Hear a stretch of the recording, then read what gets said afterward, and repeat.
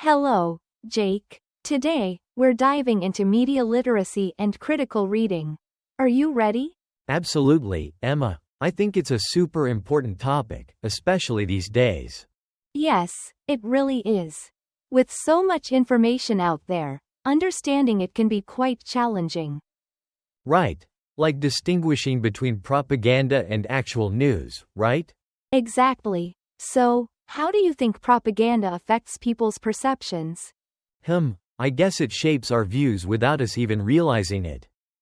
Good point. And it often contains a lot of bias. What do you think bias means in this context? I'd say it's when a source favors one side or perspective over another. Exactly. Bias can really color the information we receive.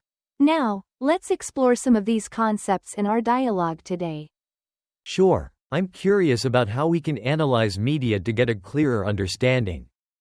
Let's start with an example of media analysis. I read an article recently about climate change. Interesting. What was the main point of the article? The article argued that climate change is primarily a result of human activity.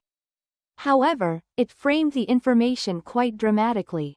Dramatically? In what way? It used strong imagery and emotional language that aimed to provoke fear rather than simply presenting facts. That sounds like a classic example of propaganda. It can really impact how readers react. Exactly. The framing of the message can lead to a very biased interpretation.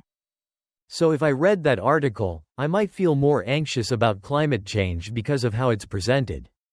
Precisely. Objectivity is key in reporting. Ideally, an article should present multiple perspectives. Right, but with that dramatic framing, it's hard to keep an objective viewpoint. True, emotions often cloud our judgment. Have you come across similar articles? Yes, I've seen articles about political issues that lean heavily towards one side. And how did you feel reading them? Did you notice the bias? Definitely. I felt like the article wasn't giving a fair representation of the other side. That's a keen observation. Recognizing bias makes you a more critical reader. Thanks, Emma. But sometimes I struggle with spotting bias in neutral-sounding articles. That's a common challenge. It's important to look at the language and evidence provided. Right, like checking if the sources cited are reputable or if they're biased themselves. Exactly. It's all about discernment. Let's discuss another example in our next dialogue. I'm ready. What should we focus on this time? How about we analyze a recent news report on social media? Sounds good. Social media can really influence our views, can't it? Absolutely. I read a report about misinformation spreading rapidly on social platforms. What kind of misinformation was it? It was about vaccine safety. The report mentioned how framing can lead to significant public concern. Framing can really change how people perceive health issues. What was the article's stance? It emphasized the need for objective reporting to combat the bias present in many social media posts. That makes sense. Without objectivity, people can be easily swayed by what they see online. Absolutely. The spin that's put on information can create false narratives. So, if someone puts a positive spin on misleading information, it could result in public panic. Exactly. And it can be challenging for readers to find the truth amidst that chaos. Right. It's like being a detective looking for clues in a sea of information. Very true. That's why critical reading skills are essential in our digital age. I agree. So how can we improve those skills? One way is to regularly practice analyzing different articles and identifying bias and framing. That sounds like a great exercise. We should definitely do that together.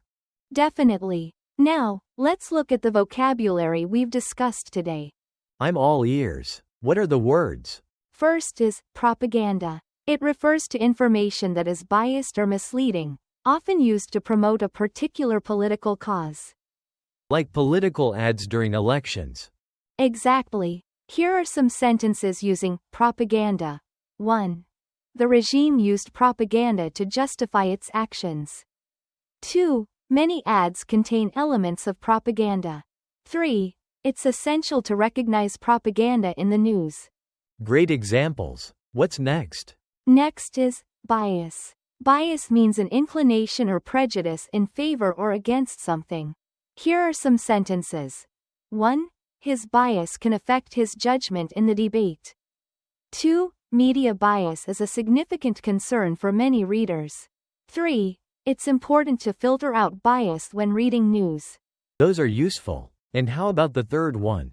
The third word is objectivity, which means being impartial or unbiased. Sentences include 1. The journalist aimed for objectivity in her report. 2. Objectivity is crucial for credible journalism. 3. Readers appreciate objectivity in news coverage. I can see how important that is. What's the fourth word? The fourth term is framing. Framing refers to how information is presented. Example sentences. 1. The framing of the story influenced public perception. 2. Different media outlets have varying framing on the same news. 3. He noticed dramatic framing in the photo captions. That's clear. And the last one? Lastly, we have spin, which means presenting information in a biased way. Examples include 1. The politician put a positive spin on the economic report. 2. Media can spin stories to attract more viewers. 3. People often spin the truth for their advantage. I like those examples. They help me understand the words better. I'm glad to hear that. Now, let's review what we've learned today. I'm ready for the review questions. Okay, first question. What is propaganda? It's biased or misleading information for promoting a cause. Correct. Second question. How does bias affect news reporting? It can favor one side over another, making it less reliable. Exactly. Third question.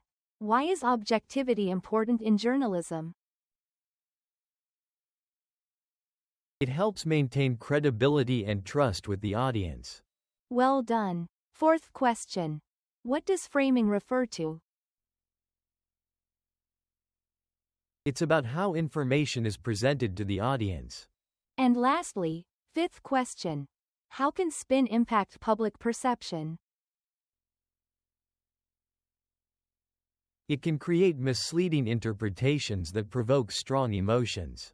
Perfect. You did an excellent job today.